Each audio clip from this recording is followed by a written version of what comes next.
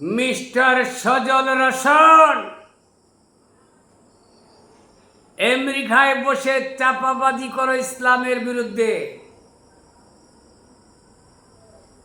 কোরআনকে শু করো, কোরআনের উপরে কোনো কথা নাই। মাঝে মাঝে হাদিস বাদ দিয়ে কথা কও, আবার মাঝে মাঝে বলো হাদিস ছাড়া কোরআন চলে না। তোমার মূল উদ্দেশ্য বাংলাদেশে যারা তোমার কথাগুলো শুনে, তোমার ভিডিও দেখে, আমার মনে হয় তারা অনেকেই জ্ঞাত না। যদি চেতনাবোধ শক্তি থাকতো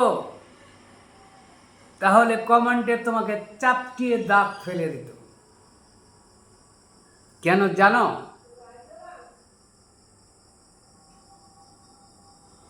তুমি বলেছ হানাফি, হাম্বলি, মালিকি, শাফি তারা নবীজির 199 বৎসর পরে বা 100 বৎসর পরে জন্ম হয়েছে, তারা কি করে সঠিক হাদিস লিখতে পারে? নাম্বার 1,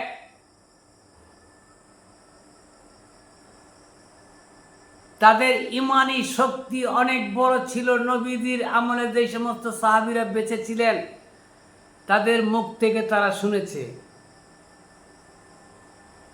যদি এই কথা তোমার বিশ্বাস না হয় তাহলে আমি বলবো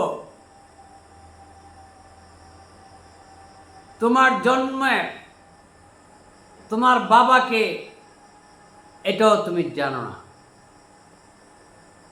যেমন তোমার বাবাকে তুমি এটা জানো না, শুধু তোমার মা জানে, তেমনি করে যারা হাদিস লিখেছে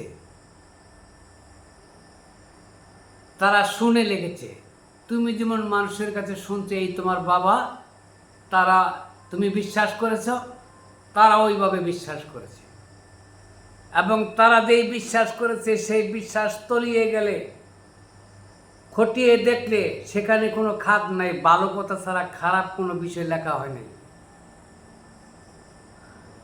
যেমন তোমার জন্মের গুরুকে, মালিককে, কে তোমাকে জন্ম দিয়েছে তাকে না চিনে না দেখে তুমি যাকে বাবা ডাকো তাকে বিশ্বাস করো, ওই রকম আমরাও বিশ্বাস করি। নাম্বার 1। 2 নাম্বার কথা বলবো, শুনে রাখো। কোন মুসলমান, আজ পর্যন্ত আমার বয়স হয়েছে 68 বৎসর, আমি দেখি নাই কোনো মুসলিম ব্যক্তি আবু জাহেলের কোনো প্রশংসা করতে। তুমি বলো আবু জাহেল অত্যন্ত মহৎ ছিল, আবু জাহেল তার কাছে নামাজি লোক ছিল, আবু জাহেল হজ করত, এমন কোন একটা সহিহ হাদিসের মধ্যে যদি তুমি বের করে দেখাইতে পারো তাহলে আমি নিজে বললাম ইসলামের দণ্ডনীয় অপরাধে আমাকে যে সাজা দিতে হয় আমি সেই সাজা ভোগ করব। তুমি মনে করো না খালি তুমি একা হাদিস পড়ো, একটা বুখারী শরীফ, একটা তিরমিজি শরীফ, একটা মুসলিম শরীফ, একটা মেশকাত শরীফ, একটা আবুধাবি শরীফ, একটা হাদিস কুসরি মাঝহারি তোমার জন্য একা তৈরি হয় নাই, সারা পৃথিবীর মানুষে পড়ার জন্য তৈরি হয়েছে। তুমি ইসলামটাকে খোঁচা মেরে মেরে কিছু মানুষের মগজে ঢুকিয়ে দিতেছ, কুমন্ত্রণা।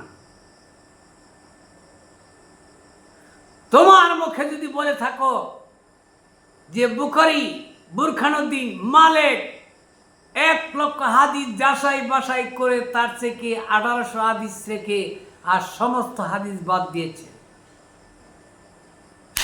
যেখানে নামাজের ইনস্ট্রাকশন দেওয়া হয়েছে কোরআনের মধ্যে সেখানে 5 ওয়াক্ত বলার তোমার দরকার নেই।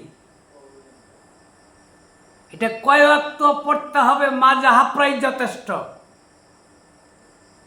কয়বার পড়লে ঠিক হবে মাজা হাফরাই যথেষ্ট, কয় রাকাত পড়তে হবে, মাজা হাফরাই যথেষ্ট, কয়টা রুকু দিতে হবে, কিভাবে দাঁড়াতে হবে, কোন জায়গায় হাঁটু বাঁধতে হবে, কোন জায়গায় হাত বাঁধতে হবে, নাভির উপরে না নিচে, এগুলি তোমার বলতে হবে না। হে আমেরিকায় বসে পণ্ডিতি করো বাংলাদেশে, তুমি মনে করো অনেক পণ্ডিতরা জ্ঞানীরা তোমাকে সাপোর্ট করে। I know, I can challenge, যারা তোমাকে সাপোর্ট করে তাদের ইগুতে কিছু নাই। আরেকটা থাকতে পারে সাপোর্টার, দেখে সাপোর্ট করে তুমি কি বলো। তুমি 3টা বই মোচন করেছ মার্কেটে, সেখানে তোমার লাভ কি? ব্যবসা। প্রতিনিয়ত তোমার ফেসবুকে ইউটিউবে বক্তব্য রাখতে হবে, কারণটা কি? পাকিয়ে পাকিয়ে বেনা পাকিয়ে একটা ইসলামের বিরুদ্ধে একটা খারাপ কথা ঢুকিয়ে দাও।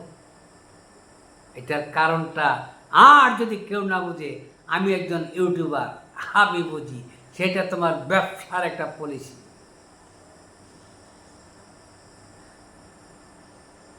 বাংলাদেশ, পৃথিবীর যতগুলি দেশ, এভরিবডি, নো ট্রফিক, রসন সজল, তোমার বক্তব্য একদিন কেউ শুনবে না। আই ক্যান চ্যালেঞ্জ, আমি বলে দিলাম। আমার ইংরেজি হয় না, আমি মূর্খ, তোমাকে ব্যাঙ্গাইলাম। আমি 1 ক্লাস পড়ছি। তো ধন্যবাদ। আপনারা যদি আমাকে সাবস্ক্রাইব করে সহযোগিতা করেন। আমি 3 বছর পর্যন্ত আগে দেখলাম সজন রসল, ওই রসন সজল তার বক্তব্যের মধ্যে কি বলে, প্রথম আমিও বিশ্বাস করতাম। এখন দেখি যে না, সে ইসলামকে ধ্বংস করার জন্য এই খোঁচা মারা কথাগুলি বলে, আর তার একটা ব্যবসায়িক কৌশল। ধন্যবাদ সকলকে। আসসালামু আলাইকুম। সামনে মাজার ভাঙ্গা, পীর ভাঙ্গা, পীর নিয়ে কিছু খারাপ কথা বলেছে, ওই কথাগুলি বলবো।